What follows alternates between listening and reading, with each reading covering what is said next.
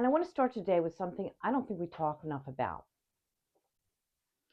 We live in a world that is obsessed with productivity, with doing more, moving faster, optimizing every minute of our lives. And for a long time, a really long time, I bought into that. I was a fashion designer, a design director. Busy became part of my identity. Until one day, I just stopped. I picked up a needle, sat down with a piece of fabric, and stitched for 10 minutes.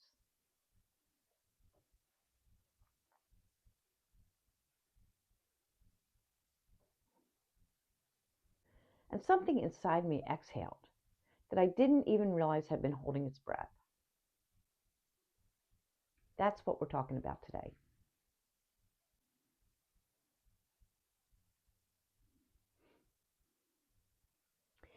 I spent decades in fashion, and I truly loved it. The textiles, the color, the process of creating something from nothing. But, somewhere along the way, the making itself started disappearing. There were deadlines and meetings and production schedules and budgets. And the quiet, meditative part of working with my hands, the part that drew me into textiles in the first place, just kept getting smaller and smaller.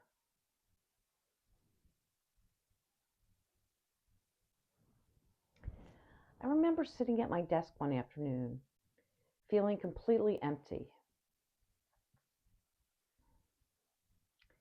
Not burnt out in some dramatic way,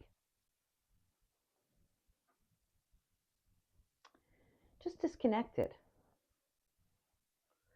Like I had drifted too far away from myself.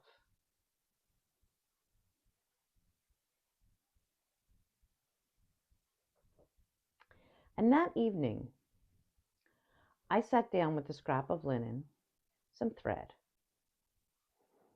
and I just started stitching.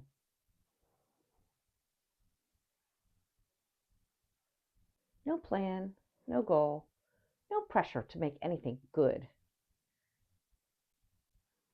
And maybe 30 minutes later, I looked up and realized I felt different.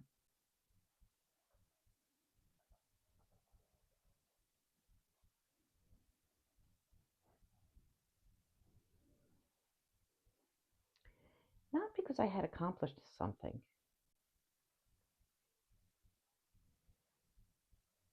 not because I had been productive,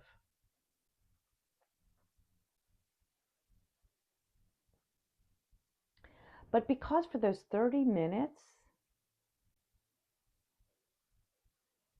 I had been completely present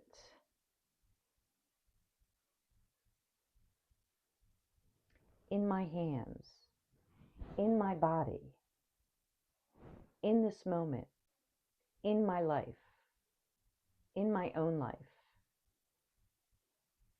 And I remember thinking, why did I stop doing this? Why do so many of us stop doing this?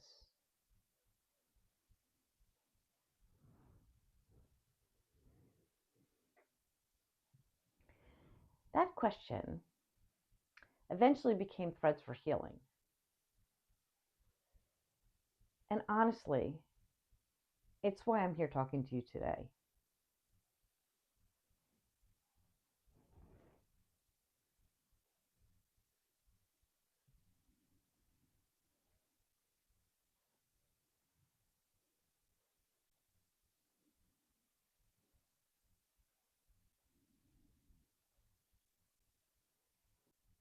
Here's what I've come to understand after years of working with textiles and watching what happens when women reconnect with making things by hand.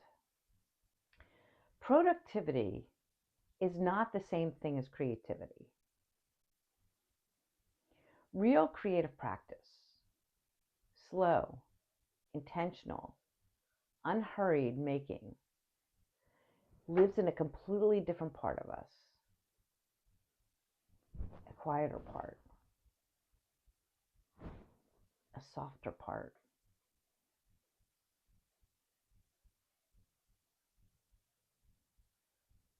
A part that doesn't respond to pressure or timelines or perfectionism. And I think so many women, especially women who have spent years taking care of everyone else, have gotten so disconnected from that part of themselves that they've forgotten it even exists. Slow stitching is one of the gentlest ways I know to reconnect with it. Not because stitching itself is magic, but because it asks just enough of your attention to quiet the mental noise. Remember the needle. Just enough repetition to calm your nervous system. It's a great form of meditation. And just enough creativity to remind you, and this is a big one, I am still a person who makes things. And when you remember that, something starts to shift.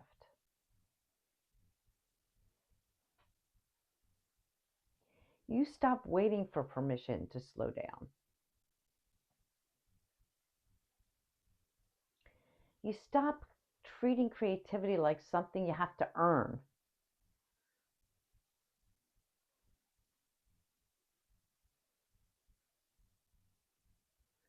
You begin showing up for yourself again, 10 minutes at a time. This is what I've been working on while we've been talking. I'm going to show it closer. I started this piece with absolutely no plan. I just chose colors that felt comforting and pretty and started moving the thread through the cloth. And honestly, I think that's one of the most important things I can tell you about slow stitching.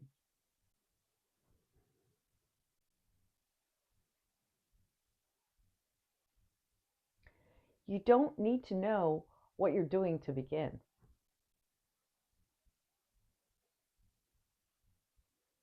You don't need a pattern. You don't need a perfect idea.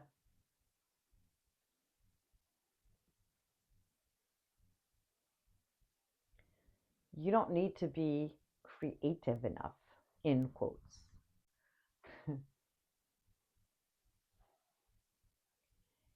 You just need to start. The stitch teaches you the rest. If any part of this resonated with you, if you recognize yourself somewhere in this story, I would love to invite you to start with something really simple.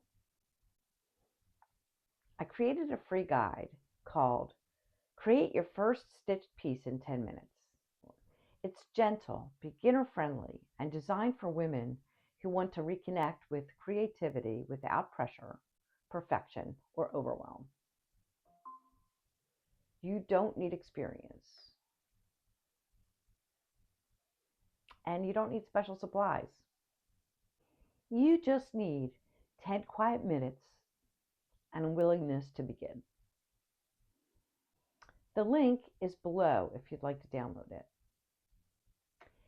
And if I reopen my stitching community again in the future, the women inside this free guide will be the first to receive an invitation.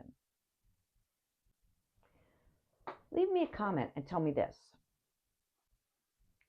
When was the last time you made something just for yourself? I would really love to know.